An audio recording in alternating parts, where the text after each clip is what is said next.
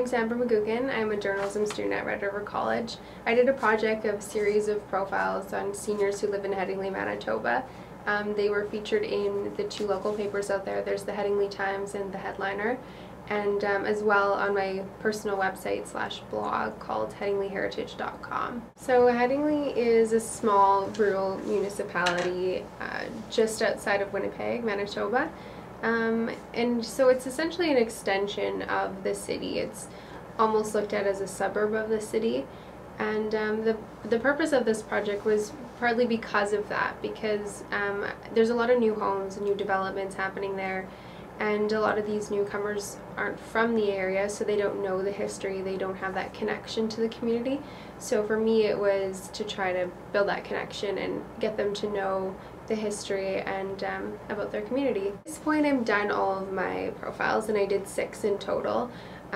6 was just an arbitrary number, and I think 6 was a good number for me. It was a good set. I have just different people, and I had different life experiences. So I had someone who had been in the war, I had just a farmer from the area, someone who grew up there, someone who moved there, and siblings. So I kind of had a range of people, and I felt like I got all the people, kind of the types of people in the area, and I got to hear kind of all those sides of the community and all their stories. So that's kind of what I started with. That's why the people I chose were who I chose. I was drawn to this project because I'm very interested in history. I'm very interested in stories specifically. So that's part of why I'm in journalism school. I care about people's stories.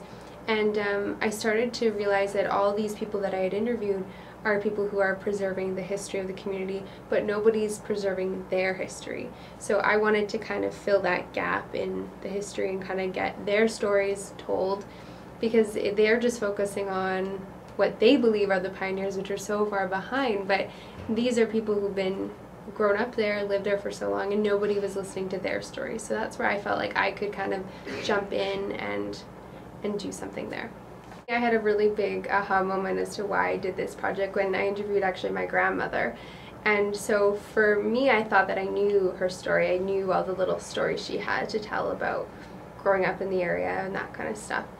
But when I interviewed her, I heard stories that I hadn't heard before, nobody in my family had heard before, and they were really cute, really interesting stories. So, well, for her, they started a mink farm, and the reason they started a mink farm was because everybody else had mink farms in the area, and they just had some sheds for them.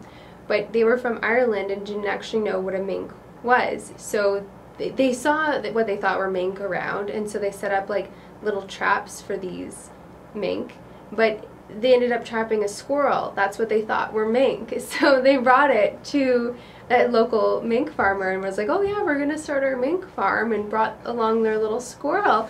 But of course the farmer just laughed them out of the room, kind of thing. And so that's a story my family hadn't heard about them. So that was a moment where I thought, this is exactly why I'm doing this, because even the people who know these people so well don't know these stories. Another moment for me was when one of my subjects at the end of the interview just kind of teared up and thanked me for coming and hearing the person's story. So I felt like I knew that was important at that moment. So I did have moments where I was frustrated with my editing, or things that, you know, when you get back you're like, oh, I should have asked this, or I should have done that, or all that kind of stuff. But I had so many great moments that it all reminded me why I was doing it. At this point I'm just trying to bring awareness to the project and get other people in Canada to hear their stories.